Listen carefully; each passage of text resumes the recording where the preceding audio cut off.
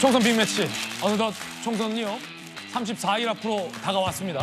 저희들이 매일 카운트다운하고 있습니다. 오늘 빅매치는 이재명 대 원희룡, 원희룡 대 이재명. 이재명 의원은 권성동 의원을 언급했고요. 원희룡 후보는 유동규 씨를 언급했습니다. 이게 무슨 얘기일까요? 이재명 의원의 이야기 들어보시죠. 민주당은 국회의원들의 4년간의 국정에 대해서 평가를 합니다. 민주당이 시스템에 의해서 걸러낸 채용비리 의혹이 있는 후보를 국민의힘이 영입을 해가지고 공천을 냈습니다. 그런데 권성동 후보 또 어떻습니까? 유명한 취업 전문 국회의원 아닙니까? 뭐 이런 공천이 있습니까? 채용비리 의혹 그런 점에 대해서는 걸러내야 함에도 오히려 영입까지 해가면서 공천하는 국민의힘 과연 제대로 된 공천인지 우리 국민들께서 판단하실 것입니다. 그러면서 이재명 대표는 연일 김영주 의원을 비판하고 있습니다. 채용 비리 의혹 후보 우리가 걸러냈더니 국민의힘이 영입해갔다라고 주장하고 있는 겁니다. 이에 대해서 김영주 의원은 실체도 없는 가짜 의혹인데 급한가 보다라고 이 대표를 비판한 바 있습니다. 함께 보시죠. 이른바 공통점 찾기 공방인데요.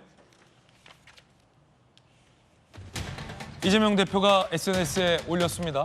권성동, 김영주의 공통점은? 이라고 문제를 냅니다. 그러자 권성동 의원은 이렇게 얘기합니다.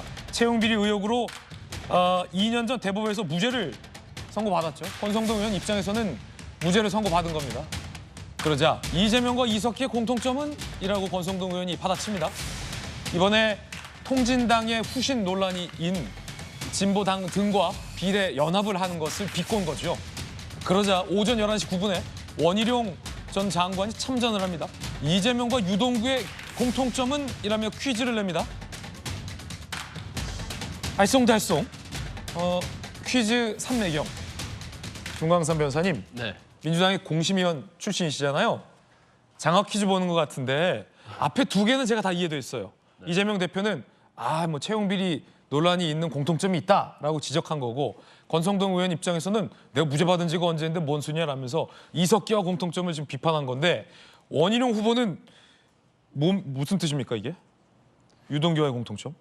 좀 해석하기를 이제 어떻게 해석하느냐에 따라 다른데 아마 뭐 대장동을 대장동을 그렇죠. 대장동을 같이 기획하고 같이 범죄 행위를 한 공범이다 이제 이런 취지 아니겠어요? 근데 조금 묘하게도 대장동에 있던 사람들이 공동 피고인이고 공범관계 있는 사람이 다시 개항을로 온 거예요. 그러니까 둘이 어떻게 보면 대장동에서 이사를 온 거죠. 그러니까 둘의 어떤 공통점을 이렇게 본 것 같은데 이재명 대표는요, 이제 다른 어떤 의원일 때 다른 정치인의 비리를 얘기할 수 있는 자격이 없어요. 만약 이 얘기 해버리면 바로 자기한테 되돌아오거든요. 왜냐하면 지금 권성동 의원 같은 경우에는 뭐 채용비리와 관련해서 문제가 좀 있었고 논란이 있었는데 1심, 2심 대법원 다 무죄 받았잖아요.